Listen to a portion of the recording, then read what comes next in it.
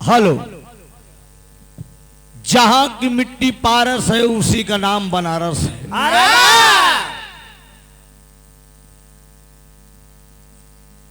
नीतूराज जी ने अभी बताया कि कई 11 साल बाद मैं इस मंच पे आई हूँ। आए हैं। तू 11 साल बाद आई हो, हम 15 साल के बाद आई है। वाह, 1 साल बाद मुलाकात। जिन समझा कि तुहे न केल गए हो, आए हैं। बाहर दूसरा बा तो हमारो दूसरा ही बा। वाह, मुझे याद है बलिया के राधे श्याम यादव जी से कार्यक्रम हुआ था इस मंच पे आए हैं। 15 साल पहले। वाह, तब बनारस के गली गली में हम तहार के बिरहा गावत रहे। वाह, वाह, वाह। सरदारों के सरदार आदरणीय नीरज सरदार जी का प्यार दुलार कमेटी को लोग जब फोन किए, नीरज सरदार जी का जब नाम आया वाह, तब मैं समझ गया कि पहड़िया पोखरा वही मंच है। बड़ा प्यार सम्मान मिला भी कमेटी की तरफ से। आए हैं। पुष्पों की पंखुड़ियों में गुथा हुआ प्यार दुलार, अरे वाह भैया।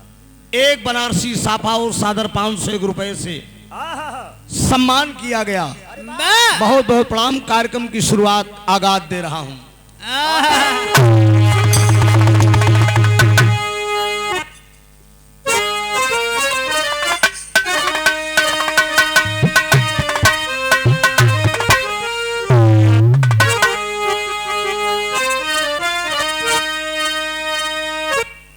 दाता तेरे दरबार में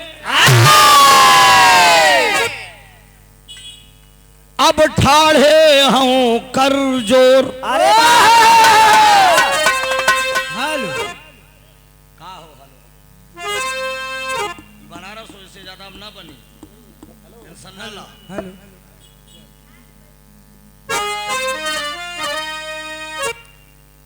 देने वाला एक है, अब मांगत लाख करो।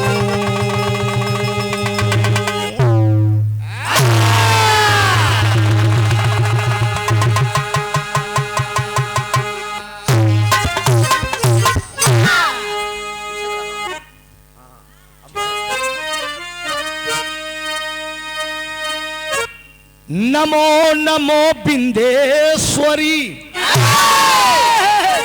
नमो नमो जगदम। वाह, बनारस की तरफ को कोई या झटक के कैसे गावत है जानता? हाँ। भक्त जनन के कार्य हितमा, अब करती कहाँ विलम्ब।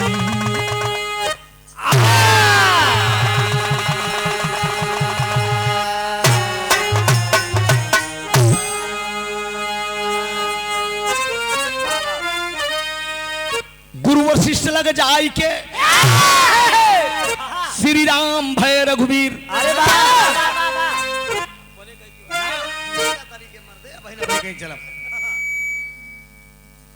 संदीपन लग जाय के अब कृष्ण भय यदुवीर।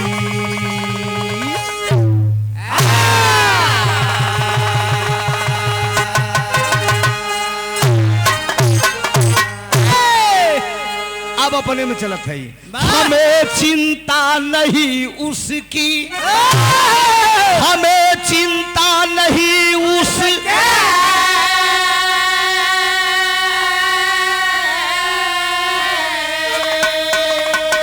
उसे चिंता हमारी।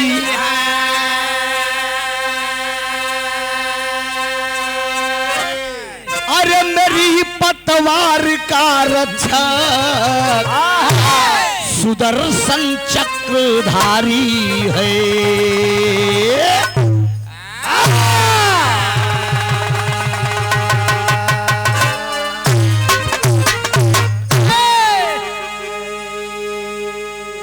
आज ऐतिहासिक बिरहा रंगमंच पे वाह, वाह। पहड़िया पोखरा आहा, 11वां रुद्र अवतार वाह भैया। भगवान बजरंगबली जी का वार्षिक श्रृंगार क्या बात है। के शुभ अवसर पे कई वर्षों से लगातार चला आ रहा है ये बिरहा रंगमंच का कार्यक्रम। दूर दराज से आए हुए विरहा प्रेमी बाबा सीतान सुइया जैसी मेरी माताएं बहनें, आया है देश के भावी कर्णधार बच्चे और विरहा की बड़ी ही हाय है अच्छा तो विरहा तो तुझसे ढेर भले, लेकिन एक नई बात आज हमें जानकारी मिली। वाह तू बताइन कि अभी तक हम कुंवरिये पड़ी है, उससे हम हो है ठीक हो। हाँ खैर कुंवारी हम हो का समझा समझा एडजस्ट कर ले भैया हमार तार सुबेरे फरियाई हाँ। ठीक हो। हाँ। कहाँ से गंता बैठा हुए के बाद वाह वाह विरहा की बड़ी ही सुशील और सभ्य हाय है और खुशमिजाज गायिका वाह अभी अभी मंच से सुना गया हाँ। कि त्रिभुवन जी का हम बहुत मानित है। अरे वाह ये भाई हमें भी पता है कि आप कितना मानती हैं। मानती है हाँ हाँ हाँ जानत बा मन मानत ना है। अरे वाह इशारों को अगर समझो तो राज को राज रहने दो। हाय है फिर का भगवान भोलेनाथ की त्रिशूल पर बसी ये काशी नगरी को मैं वंदन अभिनंदन करता हूँ साथियों। वाह और मैं तीर्थराज प्रयागराज से आया हूँ आप लोगों के बीच में। कमेटी के लोगों को बहुत बहुत धन्यवाद। 15 साल के बाद मुझे आप लोगों ने फिर बुलाया इस मंच पे। मंदे जिंदगी शुक्रगुजार हूँ।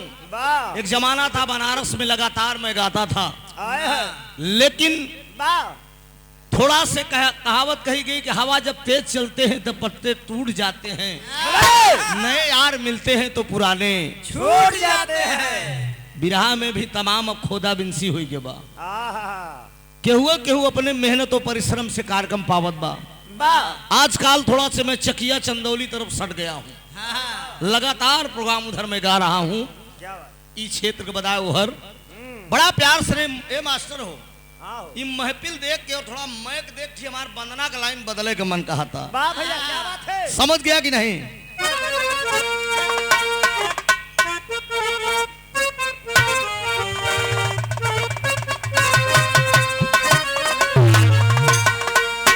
मेरे गुरुजी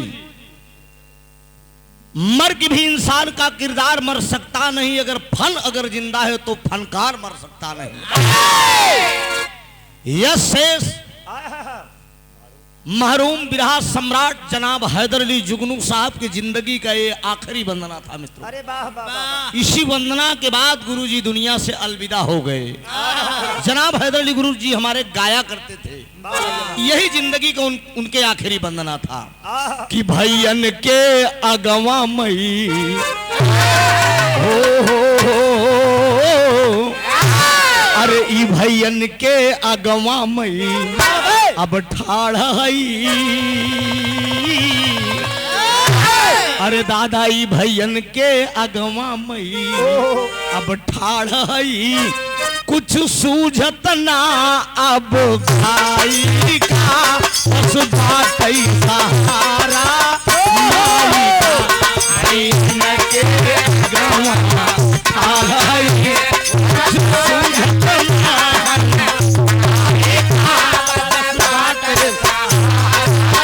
माई का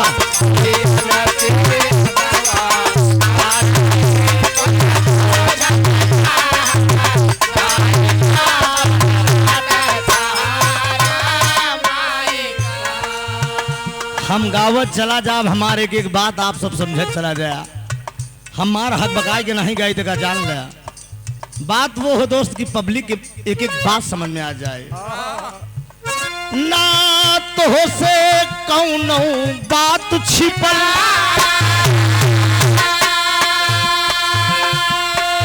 अरे भगवती तुझसे कुछ छिपाना है बा।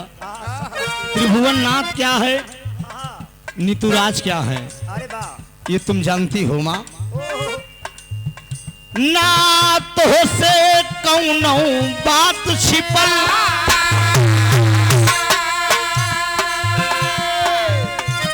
मैया सब कुछ तू जानत है के करा मन में का भाव है उही भाव से सबके मानत है जग दुअरे भिखिया मांगत बा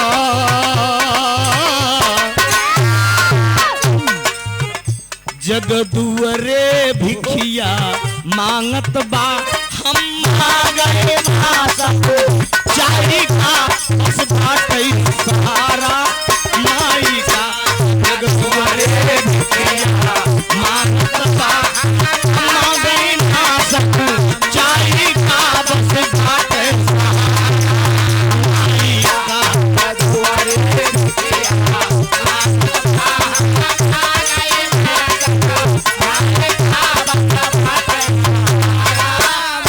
हेलो हेलो हेलो हेलो यह नहीं बोलबा ये सब बेईमानी करत है बेईमानी हेलो हेलो सब बेईमानी हो दिवे हेलो हेलो समझा ये जानत हैं कि जहिया इलाहाबाद से आए बते कर जमे उमय न ये हम सब खूब अच्छा खासा समझी थी हेलो हेलो हेलो हाँ सारा शब्द तू चूस लेगी हेलो हेलो कहाँ बोला था देखो अच्छा तो ये बैठ गई थी हो बैठ गई हारन अच्छे चल रहा है हेलो साउंड चालू करिए आप केवल हारन बजा रहे हैं हारन की आवाज आ रही बस हेलो बाप रे बाप हेलो साउंड वाले भैया अरे हारन के साथ साथ साउंड भी चालू करिए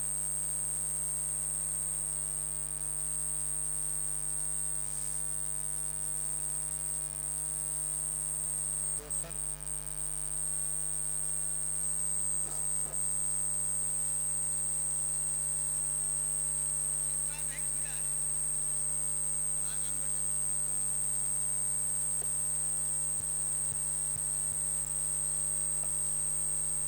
हेलो हेलो केवल हारन की आवाज आ रही है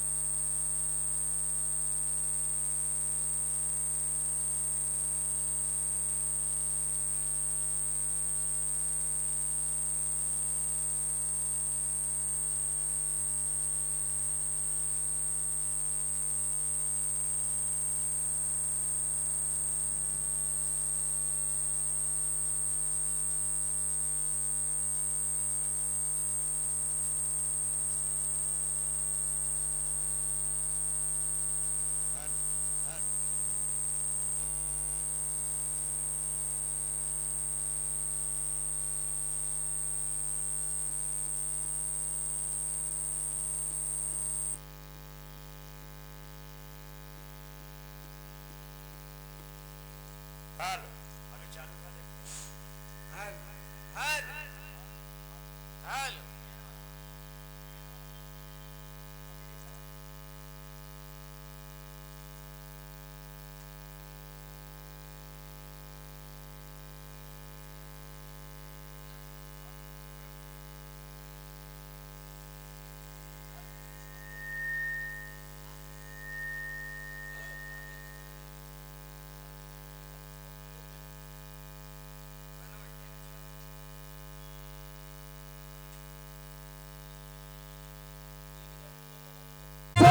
कौनो बात छिपा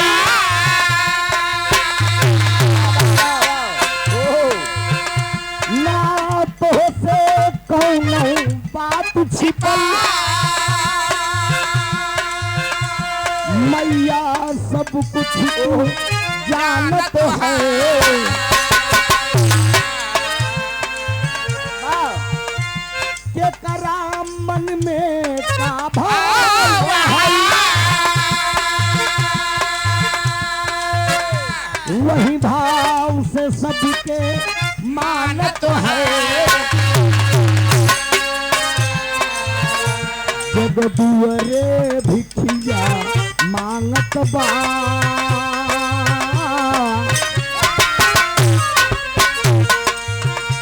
जग दुअरे भिखिया मांगत बा हम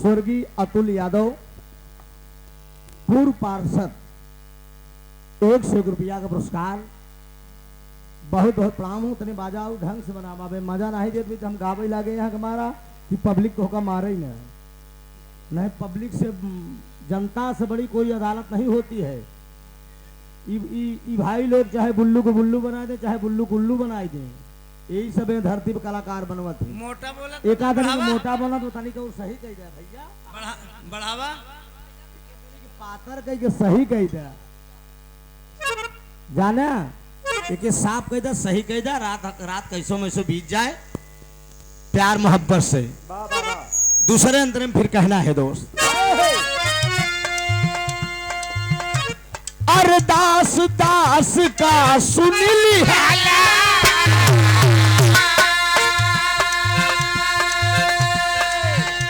बस बही नजर घुमा दिहलियू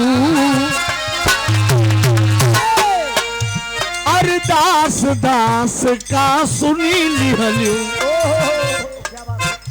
बस बही नजर घुमा दिहलियू जब तो हई झोली भर दिहलियू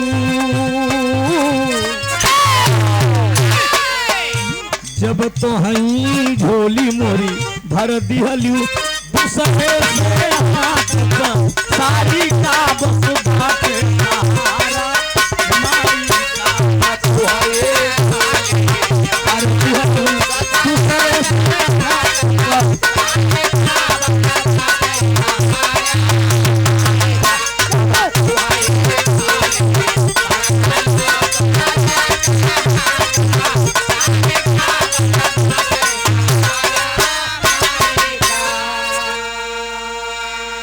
भारी पंडाल लगल मैया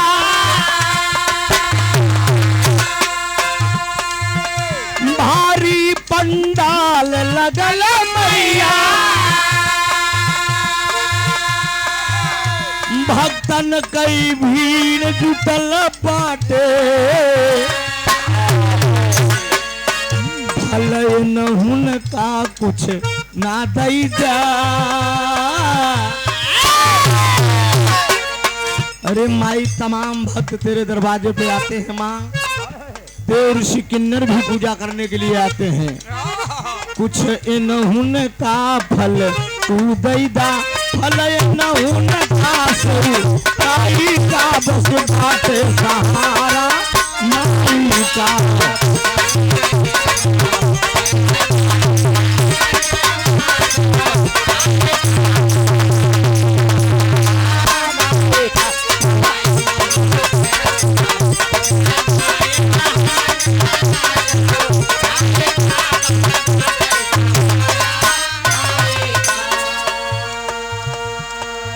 आखिरी लाइन में कलाकार अपने खानदान का परिचय देगा।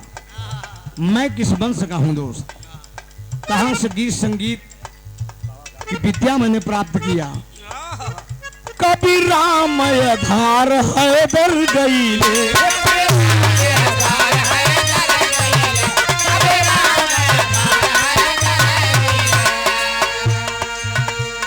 कभी राम आधार हैदर गईले, माई तोरी धूल लगा के मथवा में कोई नहीं बचा दोस्त, दुनिया से सब चल धीरे धीरे लगे रहो बेटा, और मध्य में कोई नहीं बचा। बाबू रामधार जी, बाबू हैदर अली जुगनू जी, स्वर्गीय हफीज चंचल जी इस दुनिया से अलविदा हो गए दोस्त। कभी राम आधार हैदर गईले,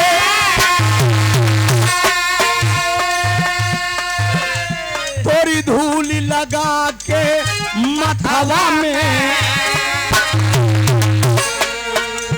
कुल की मर्यादा है मैया, राम गुलाब अनिल जी के हाथवा में तोरा त्रिभुवन नाथ बाउर जननी, तोरा त्रिभुवन नाथ बाउर जननी,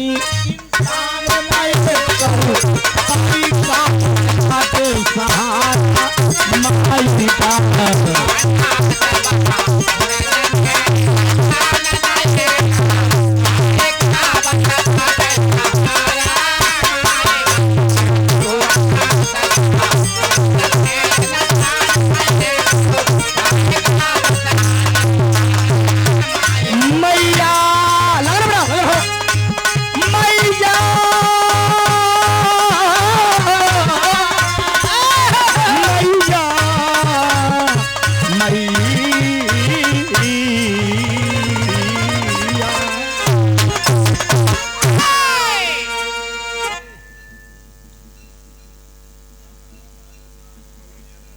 आदरणीय मनोज यादव जी, जहां कहीं हो ना, मंच पे कमेटी के लोग आपका सम्मान करना चाहते हैं। अरे वाह। और बाबू हरिशंकर यादव कवि जी, आप भी सादर आमंत्रित हैं मंच पे।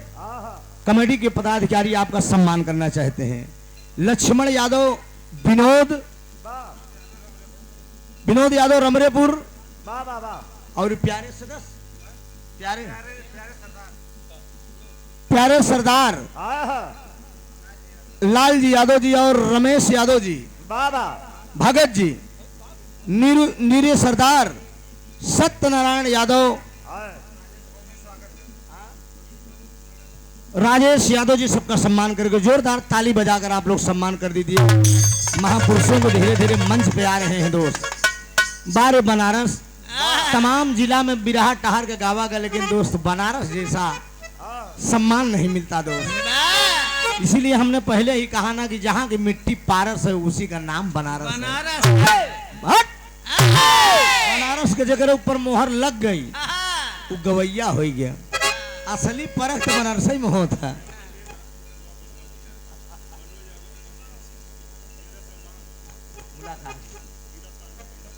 अच्छा, आप ही कराए थे? ओहो, रमेश यादव, आदरणीय मनोज यादव जी, पहाड़िया की धरती से 13 साल पहले सर्वप्रथम बनारस में आपने मेरा कार्यक्रम किरण पांडे से कराया था। गजब का बिरहा जम गया रहन, सवेरे 8 बजे तक बिरहा भा। कटी कटा पे एकदम सुंदर पुष्पहार अनमोल पुरस्कार देकर आपने सम्मान किया। बहुत बहुत वंदन अभिनंदन है। तो वाह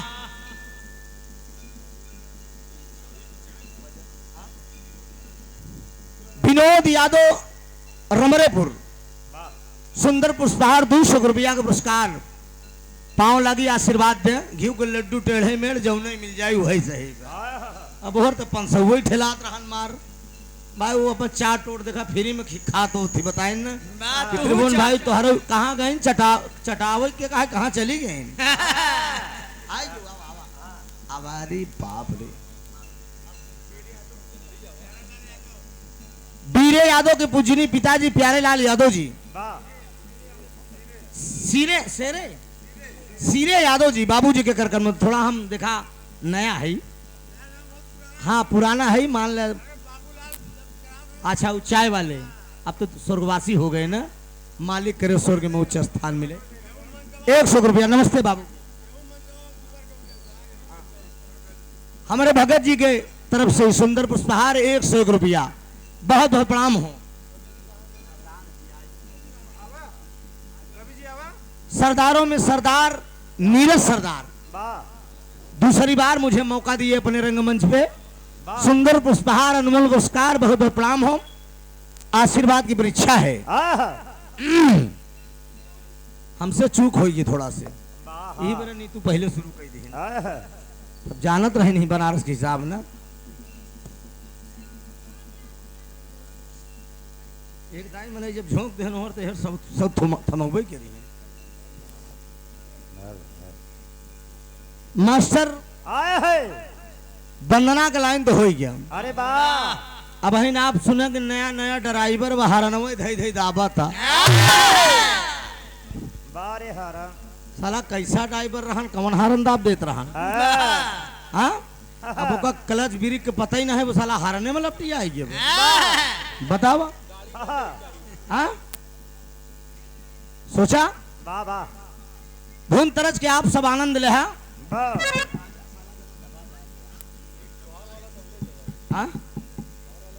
अब हम का कहें कुछ का हाँ कुछ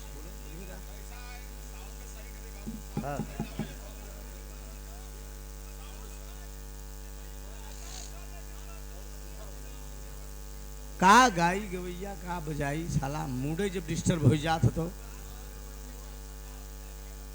बार बार अगर कहा तब नहीं ठीक बा।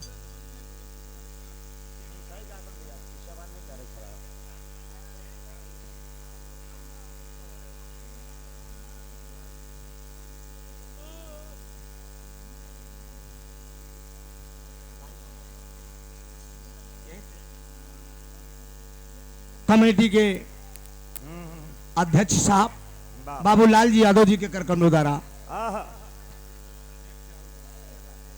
आदरणीय राधे यादव जहां कहीं हो मंच पे आए कमेटी के लोग आपका सम्मान करना चाहते हैं। मेरे राधे भैया जहां कहीं हो तुरंत मंच पे आए जहां आपका सम्मान हो जाए उसके बाद कार्यक्रम की शुरुआत हो। दोस्त मास्टर तनी बजे तब ले।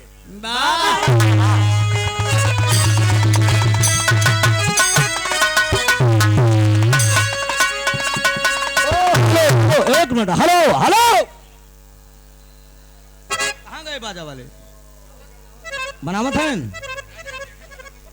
अरे उनका ना देखे कहा उनका कहा बात फिर नहीं पोर दे मूड हम समझ ले है सर। हेलो हेलो हेलो भैया तू रहेंदा तू बैठ जा बस चाय पी ले तनी मीठ पीबा तो उतर जाई। वाह वाह वाह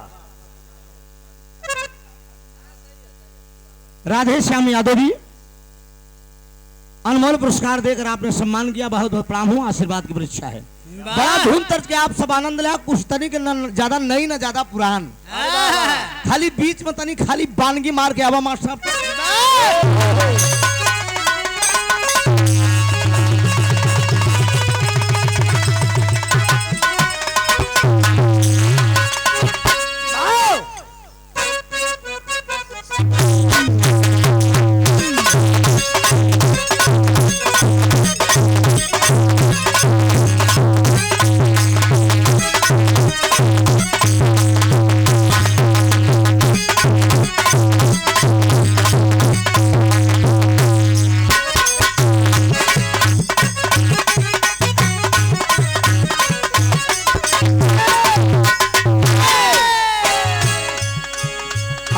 भैया बारे बछेड़ा मनोज वाह वाह तोहरो कोनो जोड़ न बलाल। बड़ा सुंदर गीत का इशारा हमारे मास्टर साहब करत हैं। निबिया के दरिया के डोलिया बनल बा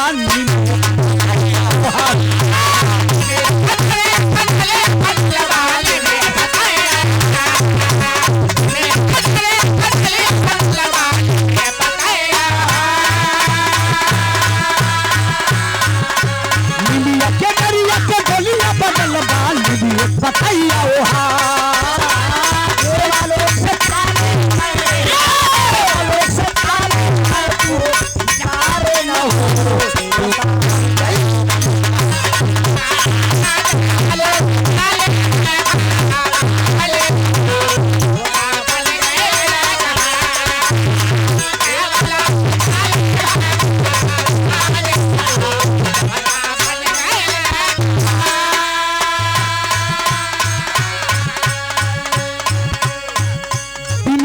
डिमिका डमरू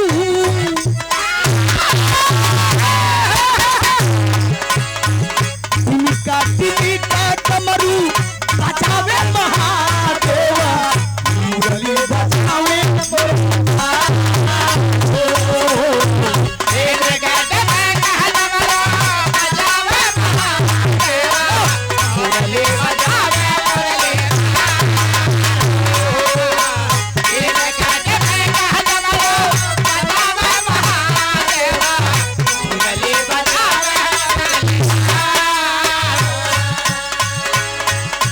आगे ब्रह्मा जी पोथी बचाता रहले हो आगे आगे ब्रह्मा जी पोथी बचाता रहले बजरंगी धारा के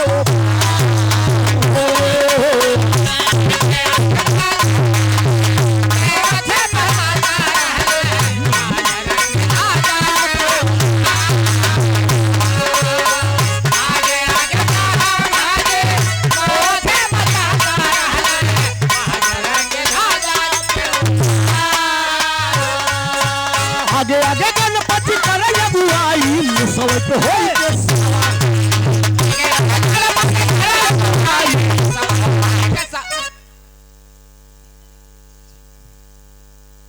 के डिमिक डमरू बजावे महादेव मुरली बजावे मुरलीधर आगे आगे ब्रह्मा जी करें अगुवाई आगे आगे ब्रह्मा जी पोथी बचत रहले बजरंगी ध्वजा के ऊपर आजा बाबू आजा आजा आजा आजा झटका में जौने दुकानदारी हो जाए वह ठीक बा बाकी बनारस हो रजा हमरे राजू भैया 51 रुपए का पुरस्कार देकर आपने सम्मान किया बहुत बहुत वंदन बारे राजू। गोपाल यादव उस्ताद जी जहां कहीं हो आप मंच पे आ जाएं मंच पे आपका सम्मान होगा बहुत बहुत वंदन है अभिनंदन है। आगे आगे गणपति करे अगुवाई मुसवत होई के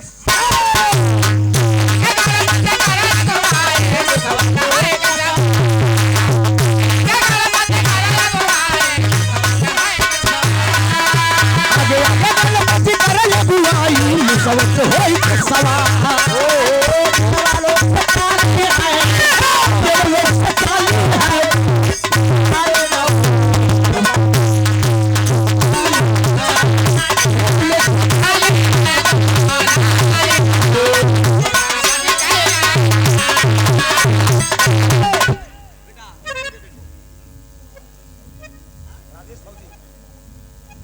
हमारे राजेश फौजी जी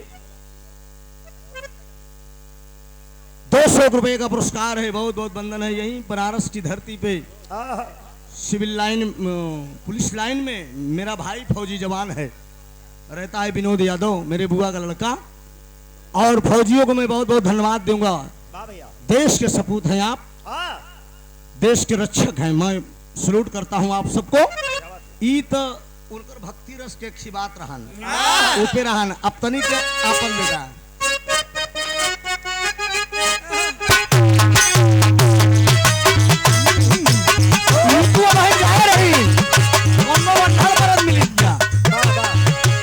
हाल का काही पियावा के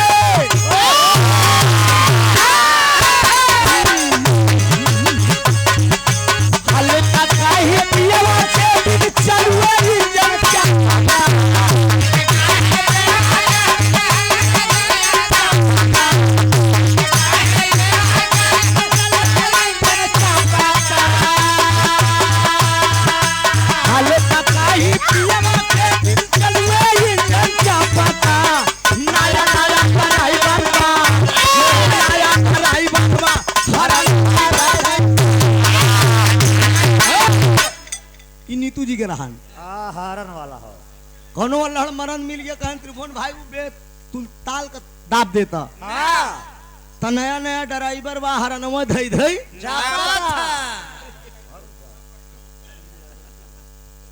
अनिल यादव जी आप तेवर से 200 रुपए का पुरस्कार एक सुंदर पुष्पहार भैया को प्रणाम हो।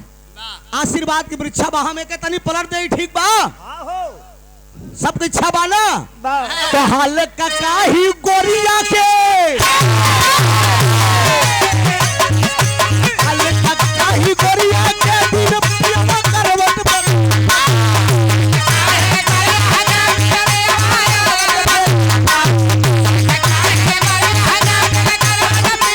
हाल का काही गोरिया के दिन दुल्हा के करवट पर नया नया गवना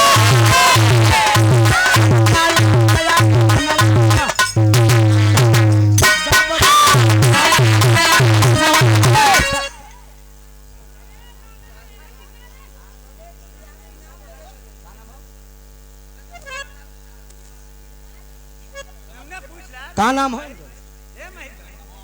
बेनाम बादशाह सोनू राजभर 51 रुपया। नमस्ते भैया के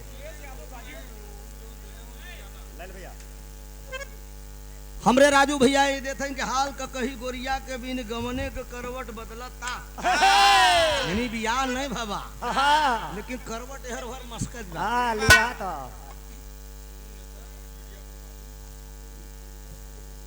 आदरणीय सोनू नेता मीडिया प्रभारी बीजेपी पार्टी से माननीय नेताजी के करकनों द्वारा ये 500 रुपए का पुरस्कार आया है। एक जोरदार ताली बजाकर आप लोग सम्मान करिए। बहुत बहुत वंदन है अभिनंदन है सादर चरण स्पर्श से सभी भाइयों को। पुण्यवासी प्रयागराज हमारे भैया हैं पीडब्ल्यूडी में आप कार्यरत करें नाम कौन कर दोस्त हैं दे रहे हैं हाँ, अब तो यहाँ से ट्रांसफर हो गया। इस समय उनकी चाची जी विधायक हैं गीता पासी जी समाजवादी पार्टी से उनकी चाची जी विधायक हैं और इलाहाबाद में ही अब सर्विस कर रहे हैं वो। सूबेदार शर्मा जी 100 रुपया का पुरस्कार बहुत बहुत प्रणाम सब भैया का नमन। बैठी आपन वाली मिजाज कुछ आपन जाए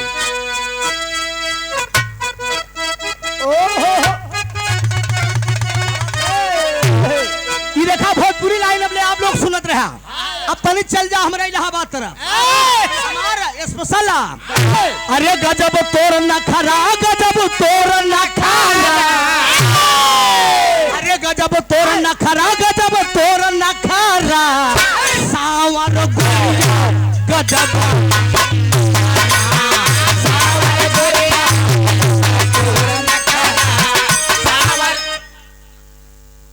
हेलो ठीक हो सावर गोरिया गजब तोर नखरा सुनने वाले दोस्त बड़का भैया कौनो दुल्हनी को दुल्हा परदेश बा आ दुल्हनिया एकदम एकदम चकचकान गया बना के क्रीम पाउडर ऑर्डर लगा के बाल और रेशा में झाड़ के लाली वाली लगा के जान मारे थे हो शेरे यादव भैया का बड़ा योगदान रहन। सिरे यादव जी 200 रुपया का नीरे और सीरे सीरे भैया का बड़ा योगदान नान का त्रिभुवन पहचानत ना जब यहाँ हमको सही बात जैसे गाड़ी से उतरे हमारे सरदार जी मिले हमके अरे यार इस मंच पे तो मैं आया हूँ आज से 15 साल पहले। क्या बात है देखा ये लाइन बा इलाहाबादी तेवर कोनो दुल्हनी का दुल्हा परदेश बा वो याद करता अरे लौट के नहीं आए लौट के नहीं आए अरे लौट के नहीं आए लौट के नहीं आए राजा परदेसिया लौट परदेसिया लौट के नहीं आए।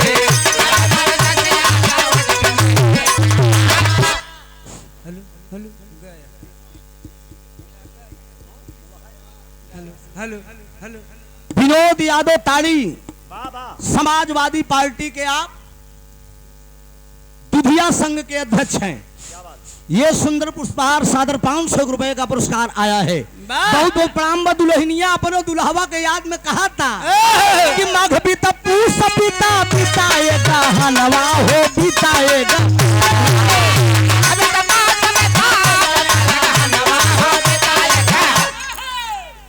यादव उस्ताद साहब जहाँ कहीं हो मंच पे आ जाएं। अरे वाह भैया। कमेटी के लोग आपका सम्मान करना चाहते हैं। अरे नाही लौट के आए हमरो सजनवा हो हमरो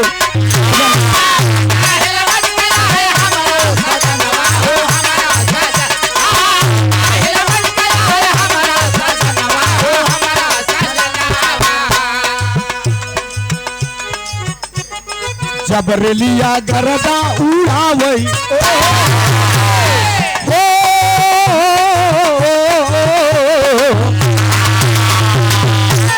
सुने वाले दोस्त दुल्हा परदेश पर 3 साल से आवत नहीं बा मेहरारू छटपटाए के रही जात बे दूसरे का मन से भू देखत बे तिहे जाल में छाती पे सांप करे लोटत बा कोनो मरद बढ़िया पार्टी झाड़ के अगर निकल जात बा मेहरुआ जब देखे से कर कोई के रह जाए जब रेलिया गरदा उड़ावे तब आई सुधिया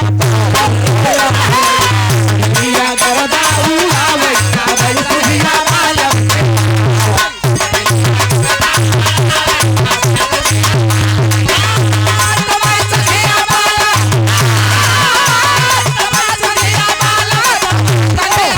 नीतू अब देखम ना तोहरी तरफ का जाने रहो जौन देख देख मुस्कुरात रहे है। अरे 3 नाइट कई दाई बुलाए तो का हम सारी लेडीज से ज्यादा मानी थी कसम से यहाँ से दिल से जाना थी ना लेकिन तुम्हार बियाह नहीं भाई पहली बार हम जाने यार क्या बात है। अब तो हमारा दूसर हिसाब रही रजिस्ट्री रजा हुई जबरलिया गरबा उड़ावे हो जबरलिया गरबा उड़ावे तब सुधिया राजा के जबरलिया गरबा उड़ावे तब सुधिया आलम के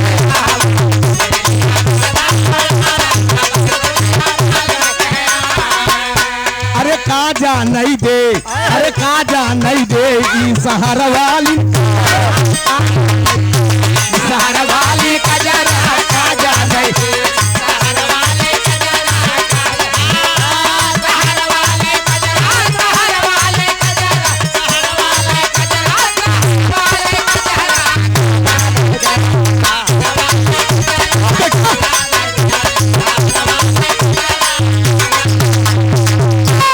कहाँ यारे आन के बलमुआ का पेड़ा मिठाई कहा अरे अपने बलम के अरे भेवाई दे बजराई काजा नहीं दे सहारा वाली कजरा काजा नहीं दे आन के मन सेधु के पेड़ा मिठाई खियावत यहाँ अपने मन सेधु के बजरा भेग खियावत ई हाल बता था गाड़ी के समझा कहा आन का बलमुआ कसे जसुतावन अरे आन का बलमुआ कसे जसुतावन अरे अपने बलम के भाई हरा बेच पिछाई दिए बोनरा काजा नहीं दे दूसरे का मन सेधु को बढ़िया सेज लगावत यहाँ अपने मन सेधु को गोनरा बिछावत और इतना ही नहीं प्यार के चक्कर में 17 बोटी कई डावत यहाँ मुस्कनवा के देखे है ना मेरे दोस्त मुस्कनवा अपने प्रेमी के चक्कर में अपने मन सेधु को 17 बोटी कई के ड्रम में सीमेंट डाई दे एकदम जाम कई दे हाँ प्यार इतना आगे बढ़ गया कि भले बांध ले कोई दरिया का पानी मगर ये जवानी बांधी न जाए भले बांध ले कोई दरिया का पानी मगर ये जवानी बांधी न जाए मेरा दिल दीवाना ये सनम तेरे ऊपर खुदा भी झुका इस जवानी के आगे तही बरे कहना बकी आखिरी लाइन में बड़का भैया यारे आन का बलमुआ खूब बतिया वही 12 1 बजे रात मन सेधु फोन करत तो बिजी पावता कस कहाँ मेरे माई के फोन आई रहा कहाँ यान का बलमुआ खूब बतिया वही अरे अपने बालम पापे काजे न करा काजा नहीं होती है भैया कौन बात के कलाकार अपने छोटे मोटे कलाकारों को न जाने कितना कार्यक्रम गवाने का काम आपने किया तो हम चाहेंगे कि विरहा का तो हमारे शुरुआत बा मेरे सरदार जी लेकिन जमाहिर सरदार जी से मेरा दर्शन दीदार करवाइएगा वो मंच पे आए नीतू जी गा रही थी और मेरे पास माला नहीं था कि मैं पहना के उनका सम्मान कर दूं मैं पैसे के लिए नहीं बुला रहा हूँ ये भी मैं कह रहा हूँ 1 रुपया मुझे मत दीजिएगा चलेगा लेकिन इतने दिन के बाद मिले हैं तो कम से कम दर्शन हो जाए। बस मंच तक ले आइए, मैं माला पहना दूं और वो चले जाए। और बनवारी नेताजी अगर आए हो तो उन्हें भी मंच पर आप बुलाएं, उनसे भी दीदार हो जाए। मित्रों, इसे 25 तारीख को मैं फिर आ रहा हूं बनारस में। हजारी जी के मंच पे रवीना रंजन जी से भी रहा है मेरा, लेकिन 4 लाइन की भूमिका है। अनुप्रास अलंकार से मेरी भूमिका है, जरा गौर करेंगे जो पढ़े लिखे विद्वान लोग होंगे।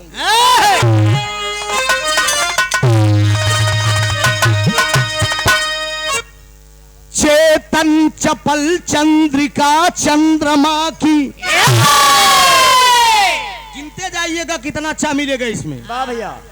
चेतन चपल चंद्रिका चंद्रमा की, वाह वाह वाह। चल चक्षु की चितवन चमेली सिकाया। जोरदार ताली बजाकर आप लोग सम्मान करें।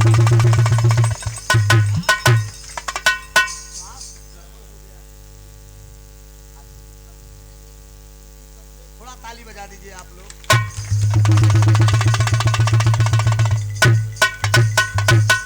मैं तब से जानता हूं कि जब ये शरीर यूं थी, गजब की शरीर थी, गजब की पर्सनालिटी थी। बारे बाबू, सरदारों में सरदार जमाहिर सरदार जी हमारे पुण्यवासी। अच्छा बुलाए तो फायदा कुछ होई का, तो हम ठीक करे बुलाए लीन कहो नहीं, पड़ोसी का मजा हो जाता है। बहुत बहुत प्रणाम। जो दे उसका भी भला, जो ना दे उसका भी भला। साईं इतना दीजिए जाकू कुटुंब समा। मैं पैसे के लिए नहीं बुलाया था, मैंने पहले ही बताया। मैंने कहा ना कि आदमी को आदमी से प्यार करना चाहिए, आदमी को आदमी से प्यार करना चाहिए, हो सके तो झुककर नमस्कार करना चाहिए। सम्मान देंगे सम्मान मिलेगी। मित्रों, पैसे की इच्छा मत करिए, कर्म करिए, ऊपर वाला अपने आप दे देगा। अरे वाह वाह वाह। तो चेतन चपल चंद्रिका चंद्रमा की, चौमुख चमक चारु चतुरंगी ढांचा, चंद्रामणि साचकुर चमचमाता, चक्षु की चितवन चमेली सिकाया। अरे चलत चाल चेतन सी चंचल चकोरी, चतर चित्त चौहर चहर चारुवाचा।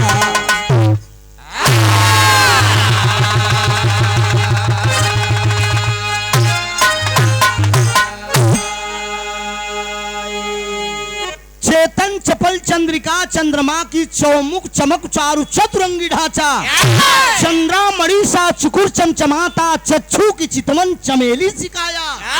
चलत चाल चेतन सी चंचल चकोरी, चतर चित्त चौहर चहर चारुवाचा।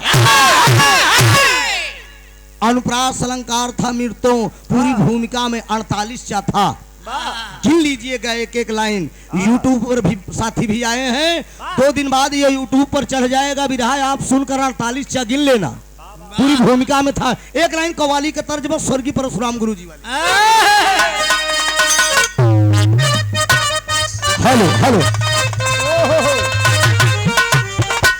कव्वाली का लाइन बा।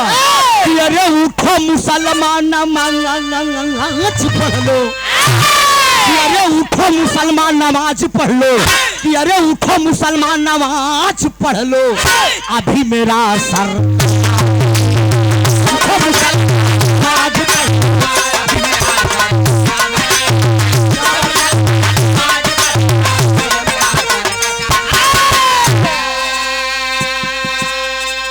अरे उठो मुसल, हेलो हेलो, बजवा को डाउन होता का कि चला सारे को चला, कि उठो मुसलमान नमाज पढ़ लो,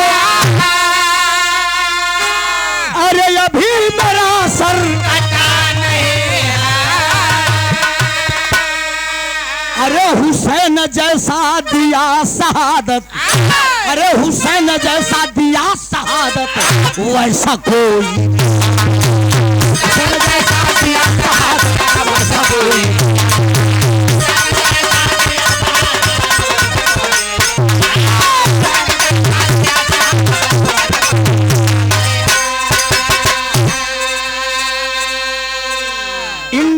गोल्डन वर्ड कहा गया है साथियों, ये सोने की चिड़िया है। सोने की चिड़िया कही जाने वाली धरती पे कितना बड़ा अत्याचार हो रहा है। लाइन दी गई हिमार साहब। अरे भैया सोने का यह देश हमारा, अरे सोने का यह देश हमारा, ऐसा कोई सोने का यह देश हमारा, ऐसा कोई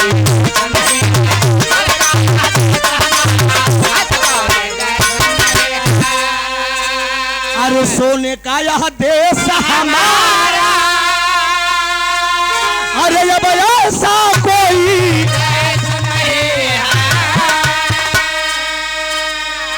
अरे रामायण और गीता सरीखा, अरे रामायण और गीता सरीखा, इससे बड़ा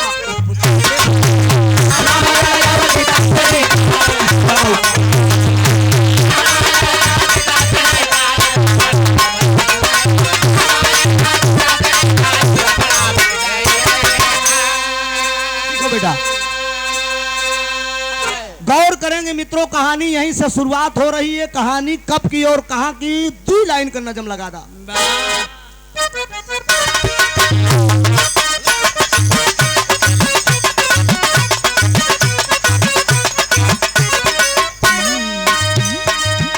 एक दिन बैठे थे, एक दिन बैठे थे,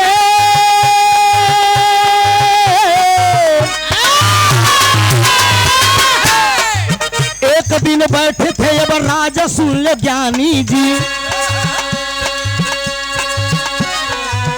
एक दिन बैठे थे, अब राजा सुन लो ज्ञानी जी, बात एक मन में आई जी दे अब ठानी।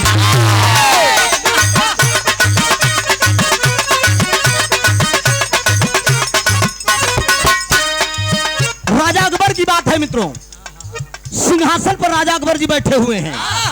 एक दिन उन्हीं की बेगम, जिनका नाम क्या है, बेगम जोधाबाई ने, बेगम जोधाबाई ने, जोधाबाई ने बाबू मन में अब विचार किया, जोधाबाई ने बाबू मन में तब विचार किया, प्यार करने की बाबू बात ठान लिया।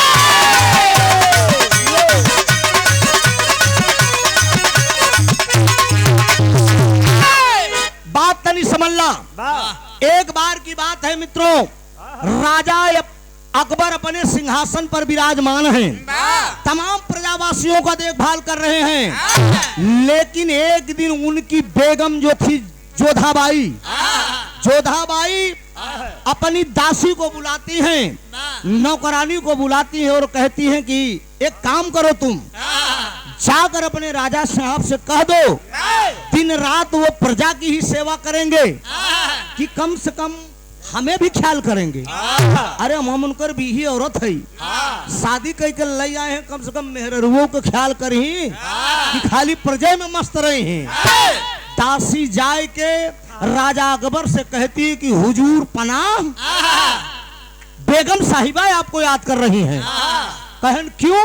कहें सरकार अब काहे बदे याद करत है न, बेके तू जाना, एक मेहरारू को दिल का दर्द खाली मरद जानी और के जानी। अब वो जोन तनी कोनो जोन पनगर मरद रही, एक बात यो समझ ला, नीतू एक बड़ी बारीक बारीक बात बताओ, कोनो को भैया बताई ना के जान।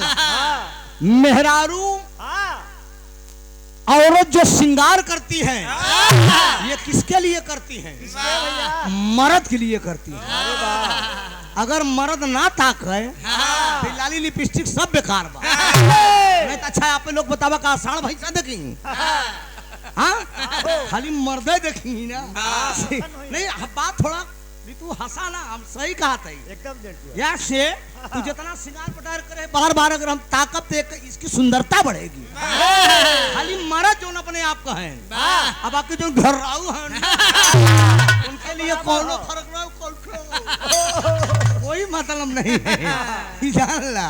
पनगर मरद में तो रुआ से पनक हम खड़ा होते के। अरे वाह, कैसन बिजली गिरत है यार। ए बाबूजी, तो हंसी मजाक बड़ी बात होत बा। बेगम साहिबा, बेगम साहिबा कहती हैं कि जाकर राजा अकबर साहब से कह दो। दासी जोधाबाई बोलती हैं, राजा साहब का कम से कम आए कि हमसे प्यार तो करें।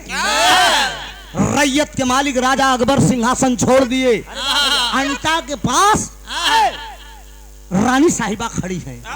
जोधाबाई एकदम सिंगार पटार कई बढ़िया मूड में एकदम ऐसे भूखी शेरनी एकदम शेर का दौड़ी एकदम 2 महीना से राजा साहब आवत नहीं रहे, एकदम खिसिया कखिया लाल एकदम से करकरी निगाह से चितवत है। राजा अकबर कहते कैसन बिजली गिरी कि तरद लगा अमर अकबर अंथली से।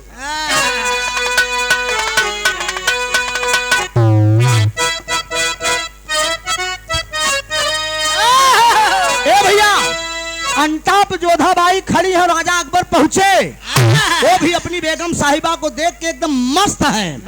तो तर्ज लगे कि अरे तारीफ तेरी निकली है दिल से, अरे आई है लब पे बन के सावरी सीढ़ी वाले साईं बाबा आया है तेरे साली सीढ़ी वाले साईं बाबा आया है तेरे।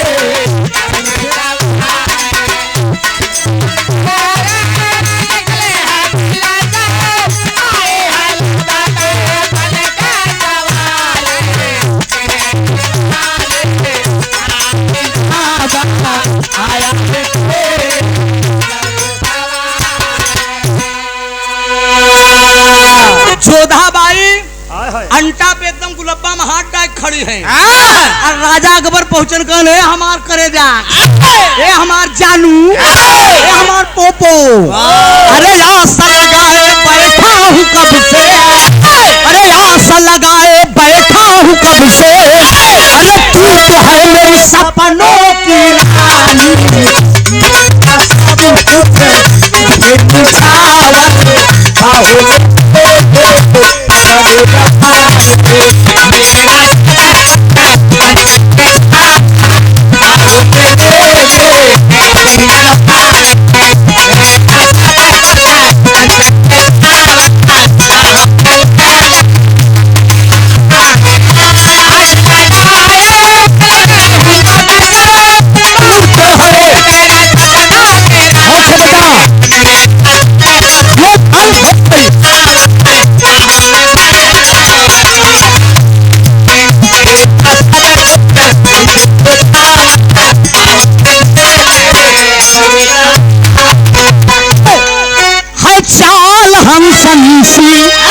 और बोल में बिग बैली लज्जा भरी अदा है, अंगों में है मृग बिनता हमें झुलाए दिल को नहीं चैन,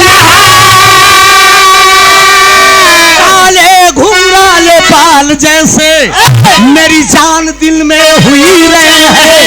बेटा प्यार से अपन तो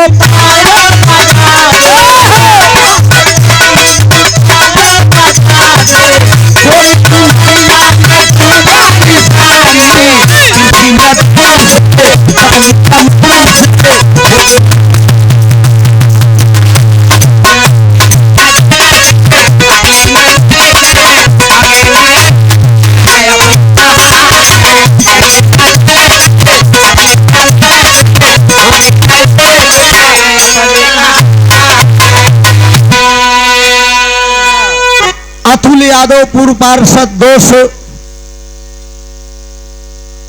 100 रुपए का पुरस्कार बबलू यादव जी, बहुत बहुत धन्यवाद। सब भैया का नमन है, आशीर्वाद की परीक्षा है। गौर करेंगे बाबूजी, राजा अकबर जोधाबाई को अपने अखबारी में भर लिया। आज जब अखबारी में भर राजा अकबर भरे तो बेगम साहिबा मेहरारू तो नहीं नखरा दिखावे करती, ये तो खाली दिखावटी नखरा रहा कि हमें मनावा एकदम कल छोड़ो इतना दिन पहला तो यहाँ थामा था। अच्छा तो राजा हो चाहे देवी हो चाहे देवता, जब देवी देवता भी मेहरारू से झुक गए, हम तो मर्द है। राजा अकबर पीछे पीछे चल दिए, कहलन ये हमार कैसन होशियार के जात कैसन गुस्सियाए के जात हो। इतने में छटकाए के जब बेगम साहिबा जात हैं तो राजा अकबर कई कलाई की हाथ कलैया उनके हाथ में आएगी। किसके? राजा अकबर का। राजा अकबर का हाथ में आ गई और उसमें जो चूड़ी वगैरह पहनी थी बेगम साहिबा उसमें से कंगन था टटराए को टूट गया और टूट के खट खट खट खट खट खट सीढ़ी के नीचे चला आए। जब सीढ़ी के नीचे चला गया राजा अकबर को रात भर नींद नहीं आई। रात भर नींद नहीं आई। सुबह हुआ दरबार लगा। दरबार में बीरबल मंत्री आ गए। बीरबल मंत्री को बुलाए। राजा अकबर कहा बीरबल इधर आओ। कहा बोला हुजूर पना कैसन बात बा सरकार। कलनार एक प्रश्न है आपसे। क्या भैया? गौर करेंगे मेरे मुकद्दर के मालिक बिरहा को सुनने वाले श्रोता बंधु। राजा अकबर छिपे में प्रश्न कर रहे हैं। बीरबल तुम मेरे दरबार के सबसे बुद्धिमान मंत्री हो। ना कोई बाजा है ना कोई बाजा है ना ही कोई बजाने वाला है, लेकिन पूरी रात मेरे कानों में ठन ठन की आवाज गूंजती रही। सोचिए ना कोई बाजा है ना कोई बजाने वाला है, लेकिन पूरी रात मेरे कानों में ठन ठन की आवाज गूंजती रही। इसी प्रश्न का मुझे उत्तर चाहिए। बीरबल कहे हुजूर पनाह एकर उत्तर तो एक ही आदमी दे सकत है। कहें बोलो कौन दे सकता है? कहें हमार बड़ा जिगरी एक ही दोस्त हो माना जाना कवि हो। कवि कालिदास आए रहे। मोहित हो गए हैं यार। बीरबल कहा था कि हमार दोस्त हो बड़ा माना जाना कवि हो जेकर नमवे बा गंग कवि। तब कहें मुंह मांगा इनाम दूंगा। मुंह मांगा इनाम दूंगा तुम्हारे मित्र गंग कवि को अगर मेरे प्रश्नों का अगर वो उत्तर दे देगा। बीरबल गन कहें हुजूर पनाह को खोजे के पड़ी। कहें छुट्टी मिल रही है जाकर खोज के लिवा के आओ। बयान बीरबल दरबार लगा गंग कवि को सामने लाए। जब गंग कवि को सामने लाए तो हुजूर पनाह राजा अकबर वही प्रश्न पूछ लिए। ना कोई बाजा है और ना ही कोई बजाने वाला है, लेकिन पूरी रात मेरे कानों में ठन ठन की आवाज गूंजती रही। इसी का उत्तर मुझे गंग जी चाहिए। कहे हुजूर पनाह बताई दे सबके सामने। कहें हाँ हाँ बता दे सबके सामने। तरस का लाइन बहो।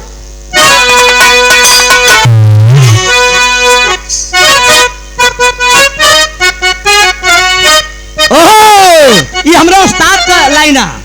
एक ठीक कैसेट हमारे गुरुजी का आप लोग सुन रहा होगा हैदर गुरु के। कलूटी हमारे पीछे पड़ी। काली दुल्हन जो सिपाही की औरत थी।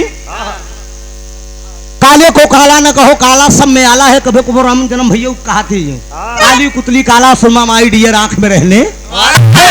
उसी समय के बाद पड़ोसन पूछ रही है उससे कि बहन जब आई गवन की, बहन जब आई गवन की न जाने हो गई कैसे सजन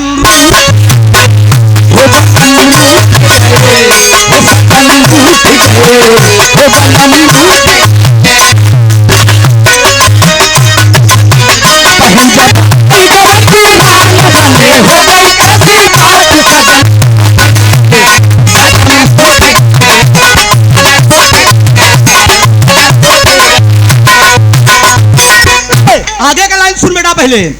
जैसे कोई लुटेरा लूट गया मेरा सारा सपना टूट गया।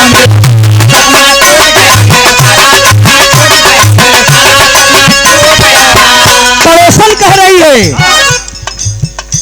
तेरा मर्द सिपाही गोरा है जैसे बम्बैया तोरा है।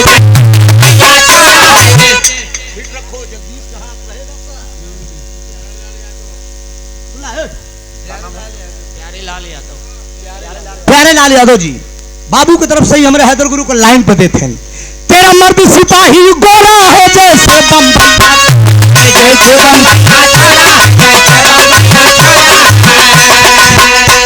तू ऐसे मर्द को छोड़ बह तू और किसी की हो जा तू।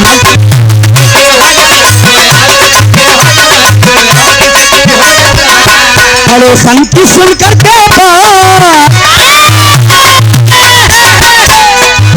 पड़ोसन की सुन करके बात पलूटी के मन आई घाट सजन रूठ के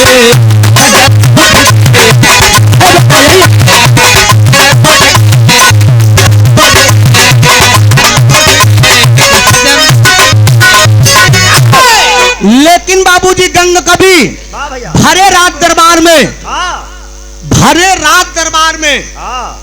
राजा अकबर के सामने बता रहे हैं। राजा अकबर पूछ रहे हैं ना कोई बाजा है ना ही कोई बजाने वाला है। पूरी रात मेरे कानों में ठन ठन की आवाज गूंजती रही। तो राजा अकबर के सामने गंग कवि क्या कह रहे हैं कि राजा सिद्धि के अब पास, राजा सिद्धि के अब पकड़े रानी का जब हाथ, ऐसा न पकड़, राजा सिद्धि के अब पास पकड़े रानी का जब हाथ की कंगन टूट गए, कंगन टूट गए, कंगन टूट गए।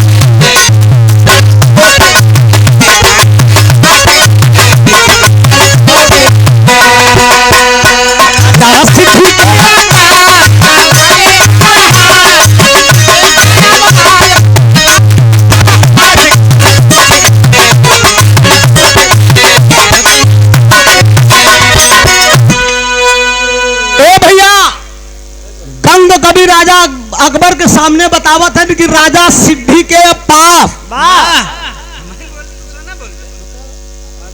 अच्छा झगड़ा मत करा, जे ना बोली तू टेंशन ना लाकर फीस हम काट, हम बिराहो गाई तो नीचे देखबो कर के काम करत बा के फ्री के पैसा ले जात बा, सब निगरानी में रखता हूं। मान नाम त्रिभुवन बा। राजा सिद्धि के पास पकड़े रानी का जब हाथ तो कंगन टूट गए। ए सरकार सिद्धिया पर के चढ़ा जात रहा। राजा अकबर कहे मुसाफिर बात पर्दे में, कहे ने को बेपर्दा न हो सरकार, ये बात सही है कि गलत है। बीरबल कहा था कि सरकार अगर सही हो तो प्रजा के सामने हाँ करा। गोपाल यादव उस्ताद साहब की तरफ से वो जो सम्मान हो रहा है अभी अभी कमेटी के यहाँ विनोद यादव, गोविंद भगत जहां कहीं हो मंच पे आ जाएं, आपका सम्मान कमेटी के पदाधिकारी करना चाहते हैं। ये गोपाल जी की तरफ से 100 रुपया का पुरस्कार, बहुत बहुत प्रणाम, सब भैया का नमन आशीर्वाद की परीक्षा है। खनन सरकार बात सही हो तो स्वीकार करना है कि मना कैदा। मन में सोचत हूँ हमरे मन में सोचत हूँ कि यार ये लगा था कहीं छिपा रहन कहा, ये दू प्राणी के बात बई कहाँ से जानत बा कि हम वो बात का बात अंदर का बात ये जान रहा है। बताओ सिद्धि पे हम चढ़त रहे, हमार बेगम साहिबा जोधा भाई खड़ी रही, हमने कलाई पकड़ लिया था, तो कहाँ से छिप कर सुनत रहन का, वही मियान से तलवार राजा अकबर निकाली कि खबरदार क्या बोल रहे हो तुम, भरी प्रजावासियों के सामने तुम कह रहे हो कि राजा सिद्धि के पास पकड़े बेगम का अब हाथ कि कंगन टूट गए। कहे सरकार अगर बात सही न हो तो हमें जवन सजा चाहा तवन सजा दे दा, अब बात न सही हो तो एक बात अगर सही हो तो के स्वीकार कैला।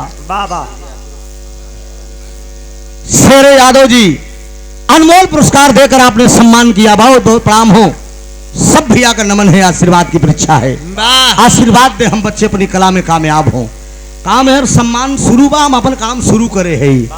आप लोगों का ध्यान कहीं भटके ना, सम्मान की कड़ी में थोड़ा जोरदार आप लोग ताली बजा दीजिए, बार बार तालिये बजवाओ तो आप लोग करवा सर्व तालिये बजवावत बा।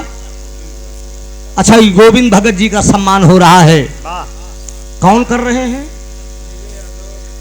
गोपाल यादव, नीरे यादव जी सम्मान कर रहे हैं, हमारे पप्पू सिंह, सब लोग मिल के भगत जी का सम्मान हमरे नीतुओ आवत है। हाँ कहदा तोहरे बिना सम्मान अधूरा रही ना भाई, मेरा रू कहाँ का सम्मान और निखो था।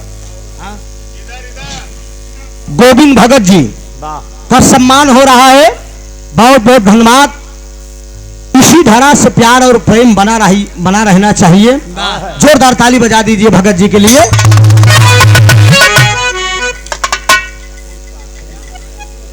पूर्व पार्षद निहोरा देवी 200 रुपया का पुरस्कार और विनोद यादव जी 200 रुपया का पुरस्कार। बहुत बहुत प्रणाम। आशीर्वाद की परीक्षा है।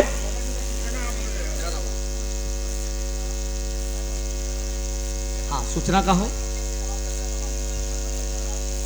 सूचना है हमारे भगत जी का विरहा कार्यक्रम शीतला मंदिर चंद्रा चौराहा पर गायक कलाकार ओम प्रकाश यादव बक्सर, नंदलाल रवि जिला गाजीपुर। नंदलाल जी बड़े अच्छे कलाकार हैं, कई प्रोग्राम मुझसे हुआ है। विरहा के संयोजक गोविंद भगत, महेंद्र यादव, ये सादर 500 रुपया का पुरस्कार। आई कई तारीख का हो? 3 अक्टूबर का। हाँ, तो यह जो आवे वाला सुबह 3 हो जाएगा, सुबह 3 हो जाएगा। तो कल है विरहा भाई, विरहा के आनंद आप लोग नंदलाल रवि, ओम प्रकाश यादव जी का आप जाकर आनंद लीजिएगा। हमारे विरहा तो कल उनसे मीरा मूर्ति से बिहार का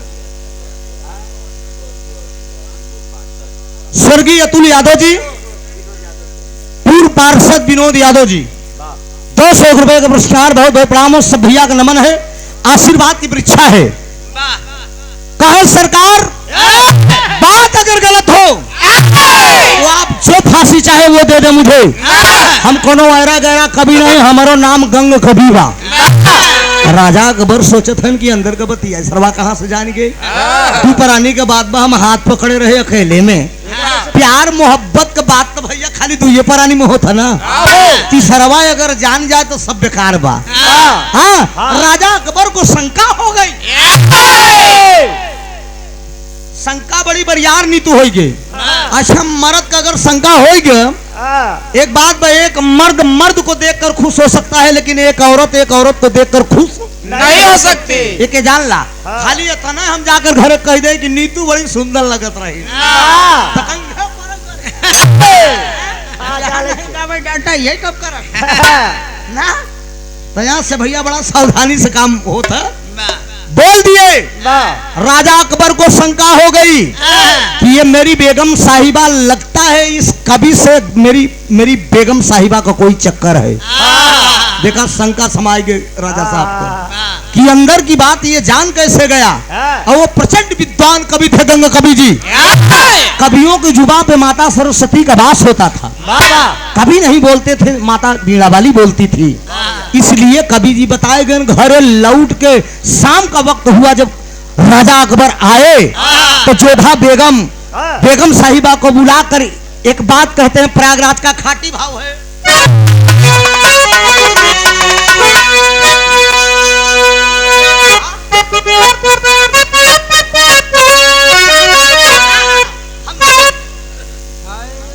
प्रयागराज वाला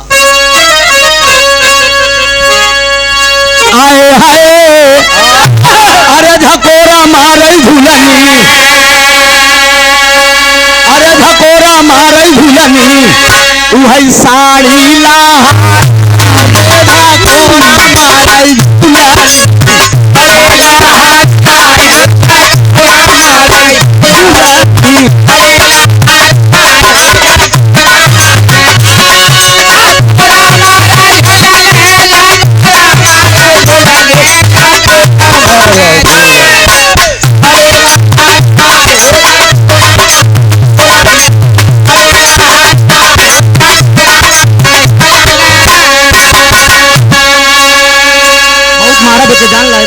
करताल बजवा करे का जैसे पटक मारे के जाने रहे। आए हाय, कहा कि बेगम मारी डूबैया। राजा अकबर बेगम साहिबा से कहा था कि बेगम मारी डूबैया, काहे कि हूँ कभी से मारे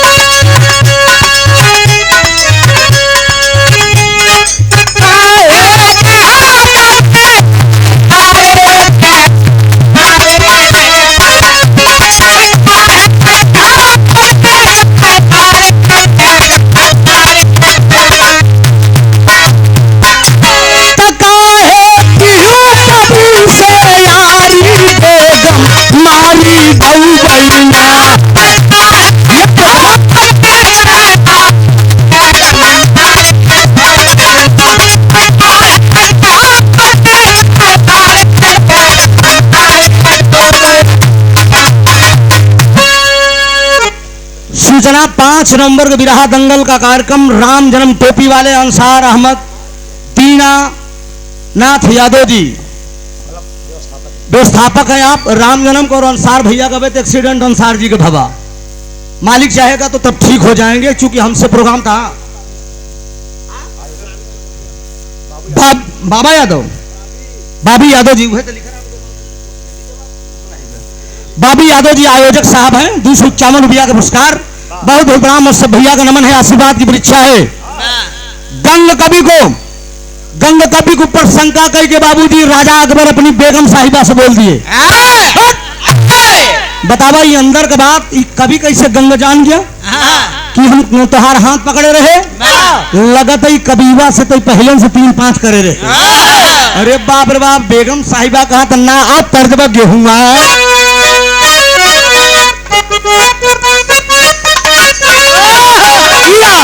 कहे गेहुआ कबाल लई के सुगना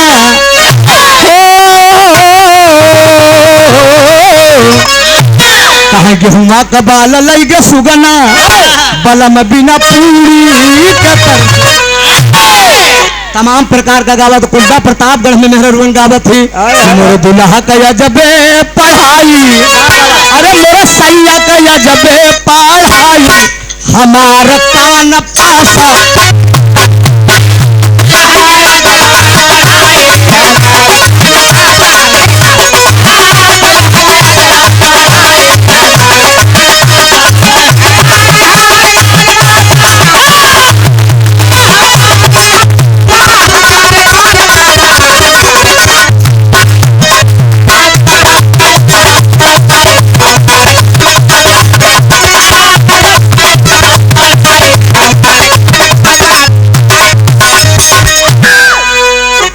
दुल्हा कया जबे आजे लीन आजे निकोर रहा भाजे तो का करी यार वो का हमार जात हां देखा। अच्छा ले गंगा नहाई हम चल बई, शेर भैया की तरफ से आजे हम 1000 का बहन लेके आए हैं। बहन फूट गया ई नहीं खिया से धन हो लौटी नहीं पौटी, अब के लौटारी काम है।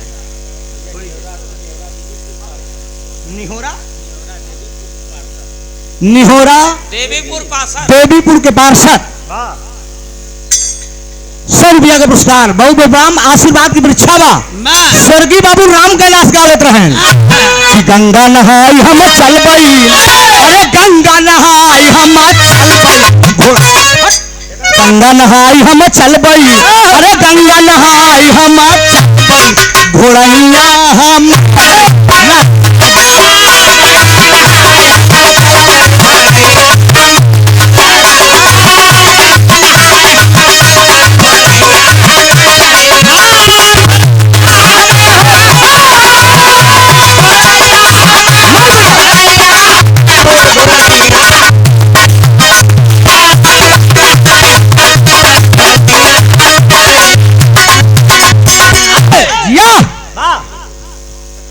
सत्यनारायण यादव जी की तरफ से 100 रुपया का पुरस्कार। दातार सुखी रखकर सब भैया लोग सुखी रहे। बड़का भैया पप्पू सिंह भैया की तरफ से 100 रुपया का पुरस्कार। कभो कभो आदमी विजयलाल जी गाँव है। मैं तेरी डिम्पल कपाड़ी, अरे मैं तेरी डिम्पल कपाड़ी, राजेश खन्ना खोलो केवाड़ी। स्वर्गीय राम दोगुरु गावत रहे नैहर में लगे सब भाई, अरे नैहर में लगे सब भाई, नजर यार के से लड़ाई। एक लड़का रहा एक लड़की को रोज ताके अब भौजाए लागत रही कहले तू का देखा तो कहले का करी यह देख के मना सोन करी थी तो वो बड़ी बड़ियार बात बोल रहे। विनोद यादव, पप्पू सिंह, सीरे यादव, राजेश यादव, मेरे बबलू भैया अनमोल पुरस्कार महोदय जी की तरफ से बहुत बहुत प्रणाम बा। सब भैया का नमन बा, आशीर्वाद की परीक्षा बा। बड़ी बड़ियार बात मनोज कहले बा कि गंगा तू के तनो नहाई बा, अरे गंगा तू के तनो नहाइबा पत्थर तिरिया ना पैबा गंगा तू के तनो नहाइबा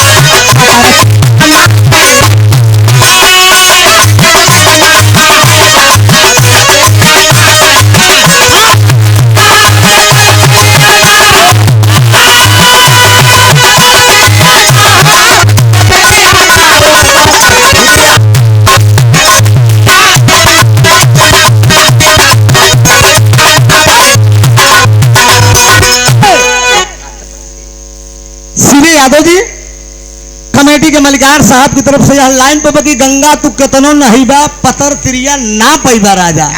हमरा हैदर गुरु एक लाइन ही लगावा है, नदिया किनारे मोर बोले हजार बोल बोले हमारे पिया हमसे न बोले। कहाँ लगल चुनरिया में धक्का, अरे लागल चुनरिया में धक्का भला कल बड़े पट्टे खूब मेहनत करता बढ़ा देम नाइट आ तो टेंशन न ले। लेकिन जोधाबाई राजा अकबर से कह रही हैं कि सैया तो है कितना बताई, अरे राजा तो है कितना अब शंका तोहरे हो गई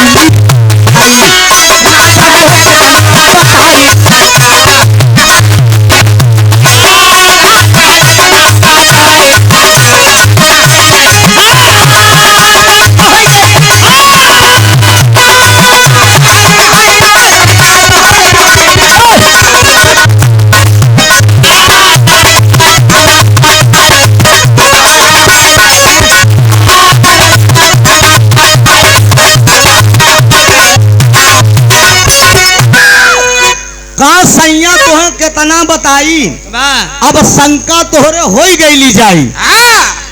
कह घरवा से कब हो न निकली बहरवा सजवा न देखी तू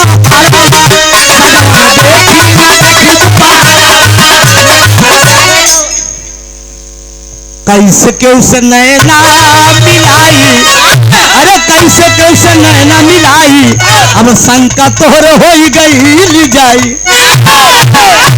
बेगम साहिबा कह रहे हैं कि हम कभी घर से बहरे नहीं करबे नहीं करी, हम कभी से गंग कभी से कहा मिलनी, ये आपको केवल शंका हो गई है पिया। राजा अकबर सोच रहे हैं कि तो कभी वो जाना तो कैसे जाना, अंदर की बात दो परानी के। सुबह दरबार लगा, बीरबल मंत्री को राजा अकबर पुनः बुलाए, गाना भी मेरा एकदम करीब है। बोल दिए कि बीरबल कभी गंग कभी को पुनः बुलाया जाए मेरे राज दरबार में, चूंकि मैं दूसरी परीक्षा लेना चाहता हूं गंग कवि की। बीरबल गंग कवि को हाजिर किए, लेकर लिया कर आए और आने के बाद राजा अकबर के सामने खड़ा कर दिए। राजा अकबर बोल दिए कि मैं परीक्षा लेना चाहता हूं, एक प्रश्न और करूंगा। तो बीरबल कहे सरकार की ऐसन बा,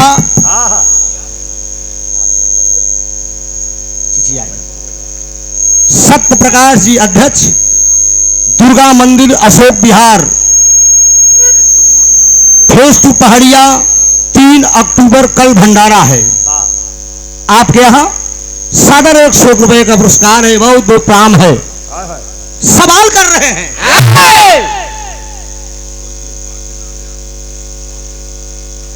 बासदेव नगर कॉलोनी से स्वर्गीय बांकेलाल यादव जी, आपके कर कन्नों द्वारा ये सुंदर पुष्पहार सादर 500 रुपए का आशीर्वाद प्राप्त हुआ है। मालिक करे स्वर्ग में उच्च स्थान मिले, परमात्मा अपने चरणों में स्थान दे आपको। ए भैया, बीरबल मंत्री बोल दिए कि हुजूर बनाओ, आप फिर से परीक्षा ले सकते हैं।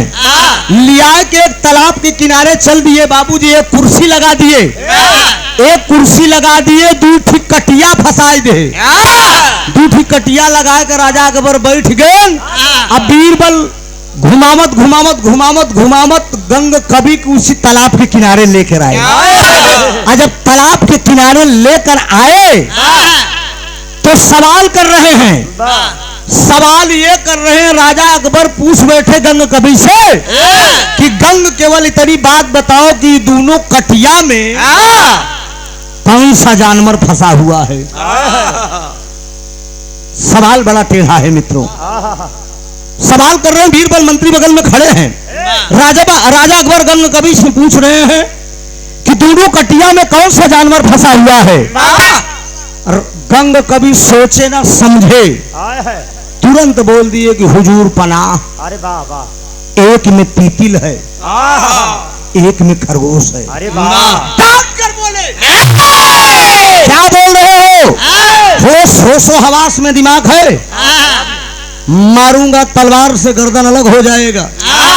याद रखना मैं राजा अकबर हूं। तीतिल और खरगोश बता रहे हो। गंग कवि सवाल कर बैठे और बोले कि राजा साहब गर्दन काट दीजिए या कुछ कर दीजिए, लेकिन आप पहले कटिया निकालिए, पहले आप कटिया खींचिए तालाब से। अगर मेरी बात जब सही नहीं होगी तब आप जो सजा देना होगा वो सजा दे देना। तो होता क्या है, तेरी गलाइन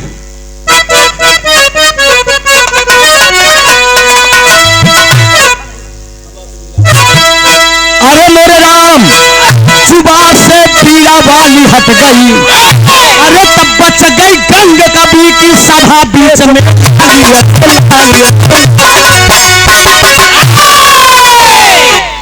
बच गई गंग कवि की सभा बीच में लाली, जुबान से पीड़ा वाली हट गई। खींच लेते हैं राजा अकबर दोनों कटिया। और जब दोनों कटिया खींच लिए बाबूजी, तो एक में तीतिल है और एक में खरगोश है। क्यों?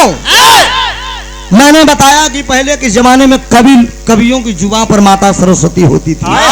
जब ये सवाल ये उत्तर दे रहे हैं कि कभी माँ बीड़ा वाली को स्वयं जुब्बा पर विराजमान होना पड़ा, तो भाव दिया गया है पापड़ का। अरे गंग कभी का बादल विजय का डंका शंका भागल बा। गंग कभी का बादल विजय का डंका शंका भागल बा। अरे सभा बीच में शंका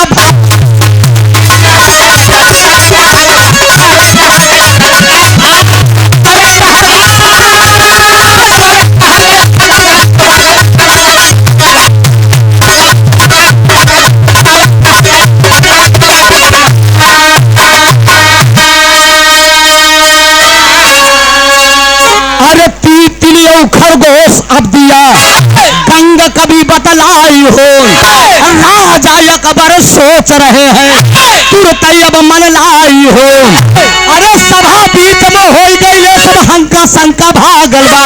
और सभा बीच में सो कैला के शंका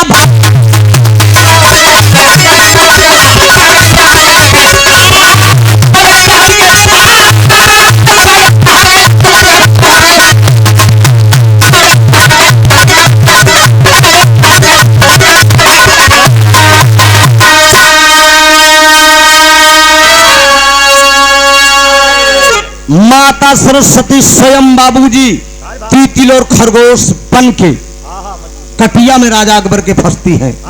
क्यों? कि जान नहीं कि अगर मैं नहीं फंसूंगी मेरा भक्त मुझे संकट में डाल दिया है। गौर करेंगे बाबूजी, तीतिल और खरगोश की नाक और कान कब कटी, पकड़ कर आप देखेंगे दोनों को अलग अलग है। जो है ये राजा अकबर जब कटिया पकड़ के खींचे उसी समय का भाव है। उसके बाद हो क्या रहा है, आल्हा का भाव दिया गया।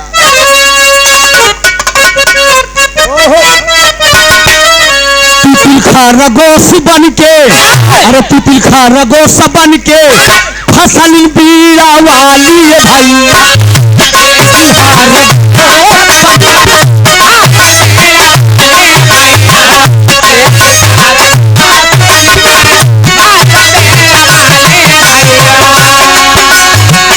राजा अकबर के कटिया में फंसा।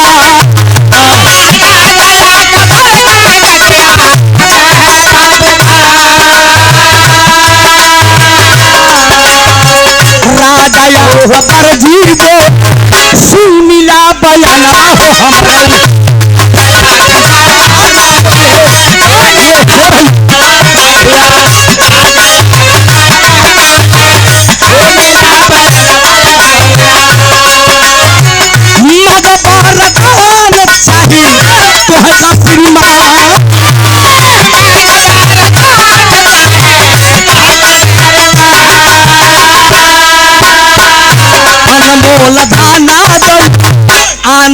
धाना दल देहले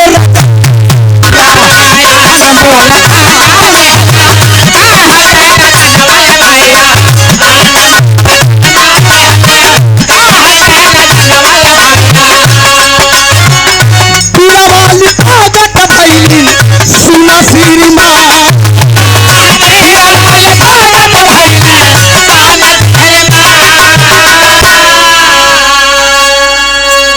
गौर करेंगे बाबूजी, जब तीतिल और खरगोश राजा अकबर के कटिया में फंस गए तो राजा अकबर प्रसन्न हो गए कि वाह, तुम बड़े विद्वान और महान कवि हो। मैं क्या चाहिए, मैं अनमोल खजाना आपको दूंगा। अनमोल पुरस्कार से सम्मानित किया राजा अकबर साहब। लेकिन बाबूजी तबले यहर माता सरस्वती स्वयं प्रकट हो रही हैं, स्वयं प्रकट होकर गंग कवि से बात कर रही हैं। क्या बात कर रही है कि भारिया पमान कैला, अरे भारिया पमान कैला सुनीला अब कवि हो।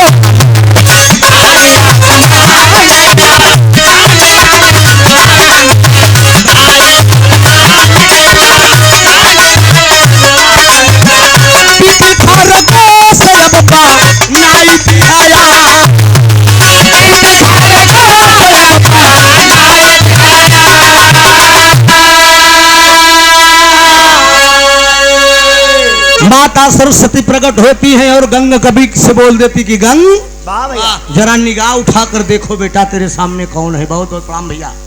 बबलू जी, तू सोचा था कि त्रिभुवन ना पहचानी है? चंदन मन्ना लगाए वो कमलेशो जी आए हैं। अच्छा, अब कहाँ हमारे पास आएंगे भाई, जो मीडिया प्रभारी भाई कमलेश पिरा के मीडिया प्रभारी भी जो आए हैं, जो कि इस समय प्रयागराज बनकर बड़ी दया दृष्टि बा दोनों तीनों जने के। मैं रहूं ना रहूं गम न होगा, नाम मरने पे मेरा कम न होगा। कुछ भी हो, कहीं भी रहिए, आप मस्त रहिए, लेकिन प्रयागराज पे दया दृष्टि होनी चाहिए, मेरा निवेदन है। और जरूर होगी तो मैं जान ही रहा हूं। बिहार सम्राट स्वर्गीय राम कैलाश यादव दादा के नाती अशोक यादव, सुपरवाइजर नगर निगम वाराणसी, हमारे दादा सुपरवाइजर है ना। बहुत बहुत प्रणाम हो भाई, जहां कहीं हो अशोक जी। दूठी नाती उनकर विराग आवत ही बाबू प्रेमचंद जी और दिनेश यादव जी, दो नायाब कलाकार पैदा हुए उनके खानदान में। बड़े अच्छे कलाकार दोनों भाई हैं। कई बार कार्यक्रम भी बराबर मुलाकात होती रहती है। गंग कवि से माता सरस्वती कह रहे हैं कि तुम मेरा भारी अपमान कर दिए। बताओ, तुम बोल दिए कि तीतिल और खरगोश कटिया में फंसी है। मैं तीतिल और खरगोश बन के राजा अकबर के अगर कटिया में ना फंसती तो राजा अकबर तलवार निकालते तुम्हारा गर्दन साफ कर देते। तो एक बात माता सरस्वती गंग कवि से कह रही हैं। आल्हा बदल के मास्टर साहब, एक बात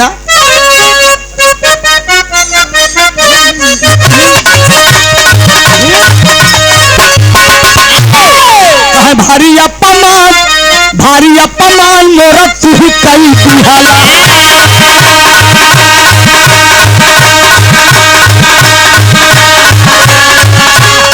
ए भैया भारी अपमान मोरा तुही कई दिहाला।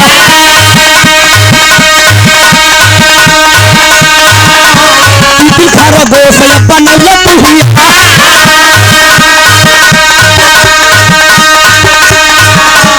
आज से जुदा तो हम तोरे जात बाटी। फिर कब हुलाया तो बोल फिरी माँ, अब ले कभी भैया सपना, अब ले कभी भैया सपना। अरे भाली गलती हो गई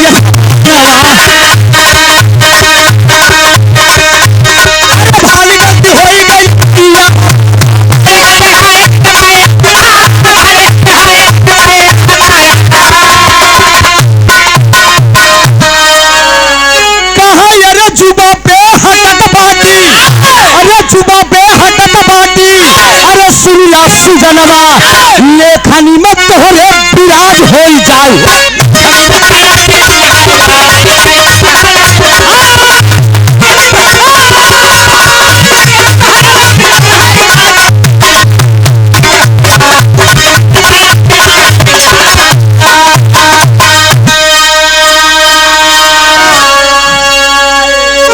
माता सरस्वती गंगा कवि को बोल दे रही है कि आज से मैं जुबा पर तुम लोगों को विराजमान रहती थी, लेकिन मैं तेरे जुबा से जा रही हूँ। हाथ जोड़कर गंगा कवि खड़े हो गए कि कवियों का सम्मान नहीं होगा माँ, कलयुग में कोई सम्मान नहीं करेगा। तो कहा सुनो, जुबा से तेरे हट रही हूँ, जुबा से हट रही हूँ, लेकिन तेरे मस्तिष्क और लेखनी में विराजमान रहूंगी। तब से ये प्रमाण मिलता है इस समय कवि के जुबा पर सरस्वती का वास नहीं है। कवि जो बोलते हैं वो सत्य नहीं होता है, लेकिन जो लिख देते हैं, कहा गया है कि जहां न पहुंचे रवि वहां पहुंचे कवि। मित्रों, जहां सूर्य की प्रकाश नहीं पहुंच सकता वहां कवि की लेखनी पहुंचती है। गाने का मेरे शीर्षक था तिल खरगोश की नाक और कान कब कटी, और कवियों की जुबा से सरस्वती कब कटी। यही गंग कवि की वजह से माता सरस्वती जुबा से हट गई और आज लेखनी पे विराजमान हो गई। आखिरी भाव है, खड़ी हो खड़ी।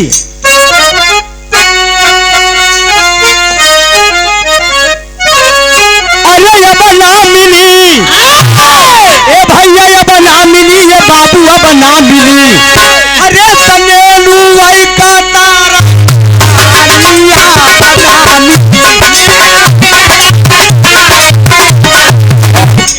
सन 2017 में बिग गंगा चैनल पे मैं गया था।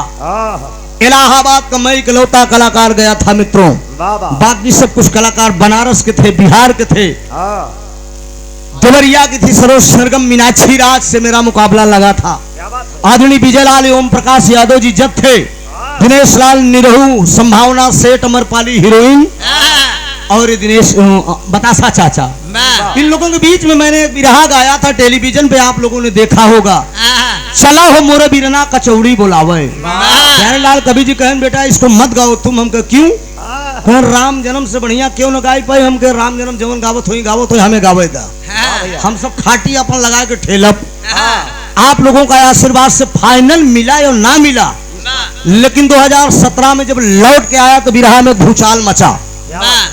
बिग गंगा चैनल का फायदा, महीना में 30 दिन 20 दिन टहर के पूरे जिले में मैंने बिरहा गाया।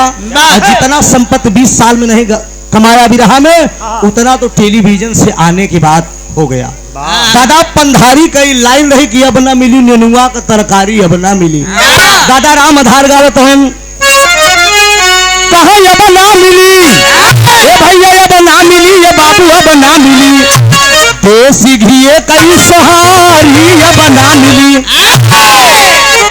कहा भाई नौकरी आई सरकारी अब ना मिली। एक लाइन मैं गाया था अपनी तरफ से।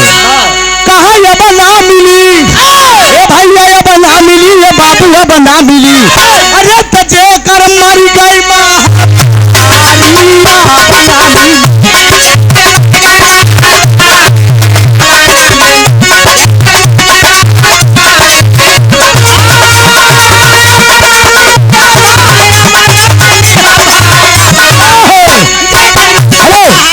रोक दीजिए, वो भाई साहब इशारा कर रहे हैं ना।